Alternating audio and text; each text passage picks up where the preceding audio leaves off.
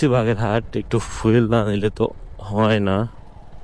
তো ম্যাক্সিমাম সময় এদিকে। আসসালামু আলাইকুম guys, welcome to my new video.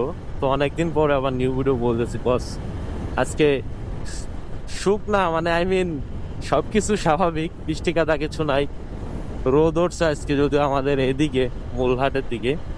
তো আজকে যাচ্ছি এখন বাগেরহাট। তো এখন বাজে 12:14। তো রওনা দিয়ে দিচ্ছে অলরেডি, আমাদের যাইতে 40-50 মিনিট লাগবে। অনেকদিন পরে সুবিধা হয়েছে, এই জন্য বের হতে পারতেছি, এইটা ভেবেই ভালো লাগতেছে।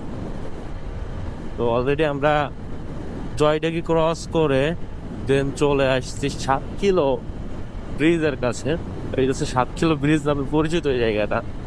আর বাইক চালাতেই ভালো লাগবে, বাস দুই পাশে green green view, I mean দুই পাশ দিয়েই গাছ, গাছগুলো এত সুন্দর করে দুই পাশ দিয়ে এরকম ভাবে আইছে, এরকম ভাবে। তো এই গাছগুলার ভিতর দিয়ে রাইড করতেই ভালো লাগে, যেটা মেইন কথা। বাগেরহাট, একটু ফুয়েল না নিলে তো হয় না। তো ম্যাক্সিমাম সময় এদিকে আসলে এই পাম্প থেকেই ফুয়েল নেওয়া হয়। পাম্পটারও বড় করতেছে এই পাশে, ওই যে সাইড দিয়ে থাকার জায়গা করতেছে, মানে রেস্টুরেন্ট করবে। আর পরিবেশটা যখন হয়ে যাবে তখন আরো সুন্দর হবে।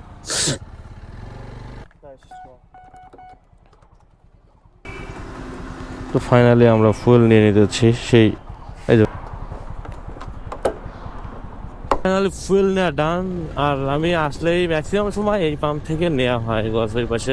আর লোকালে তো পাম্প পাওয়া যায় না, আই মিন ইসের পরে, ফকিরহাটের পরের থেকে আমরা যাবো ভিতর দিয়ে, ফকিরহাটের ভিতর দিয়ে যাবো, আর হাইওয়ে দিয়ে যাবো না, হাইওয়েতে অনেক পথ। তো ভালোই। ফকিরহাট চলে আসছে, ফকিরহাট থেকে আমরা এখন চলে যাব বামে। তো এইখানের যে অবস্থা বর্তমান রাস্তার, ফকিরহাট এই যে টাউন, মানে আই মিন বাস স্ট্যান্ডে যেখানে যা দেখেন, খুবই বাজে অবস্থা, একবারে খুব বাজে অবস্থা রাস্তাঘাটের। কিছু বলবো না, বললে কোনো কাজ হয়। তো লোকাল রাস্তা যদিও সুন্দর রাস্তা, কোন দিক দিয়ে ভাঙাচোঙা নাই, কয়েকটা ভিট আছে যদিও, স্পিড ব্রেকার, ওটা নিয়ে কোনো প্যারা নাই। তো যাওয়া যায়। চলে আসছি 10 মোড়, এসে ফেমাস মোড়। এখানে মাঝে মধ্যে পুলিশ দাঁড়ায়, তবে আজকে নেই এইখানে পুলিশ। বাঘাট আসতে আমাদের বেশি সময় অবশ্য লাগে নাই, অলমোস্ট আপনার 50 মিনিটের মতো, 40-50 মিনিট মতো লাগছে। আরো আস্তে ধীরে আসছি আমরা। তো এখন আমরা শহর তো ওইদিকে, আমরা এখন যাচ্ছি এখন একটু পাসপোর্ট অফিস সাইডে। তো ওইখানে যাব, দেন ওইখানে কাজ আছে, একটু কাজটা সেরে দেন আমরা ব্যাক করবো। এই যে হচ্ছে বাগেরহাট আসার কারণ। তাহলে আমাদের পাসপোর্ট অফিসের কাজ শেষ। তো আমরা ঘুরতে ঘুরতে চলে আসছি যাত্রাপুর মাছ বাজারে। তো মাছ বাজার দেখতে, তো এই যে আছে ইলিশের কেজি, এই যে হচ্ছে ইলিশ, আর ওই পাশে কি মাছ, টুনা মাছ মনে হয় ওইটা। তো অনেক ধরনের মাছ এখানে আছে। এই যে এটা মেবি পাঙ্গাস মাছ, অনেক বড়। আর চিংড়া মাছ কত, এই যে হচ্ছে চিংড়ি মাছ 900 টাকা কেজি।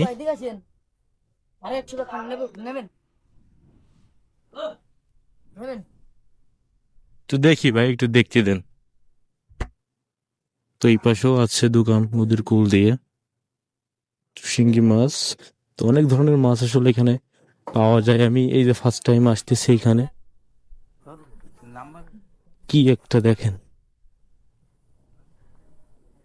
বিশাল একটা।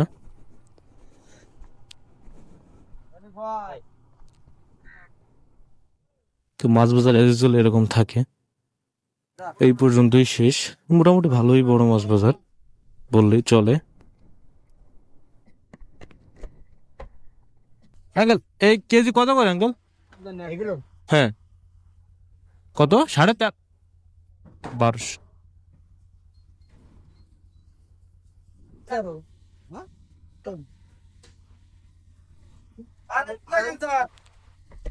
1200 টাকা করে কেজি বললো, যাক ভালোই, খারাপ না। কত করে?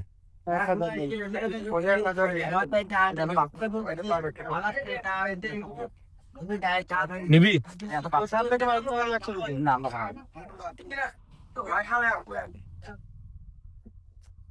এখানে বলে 1000।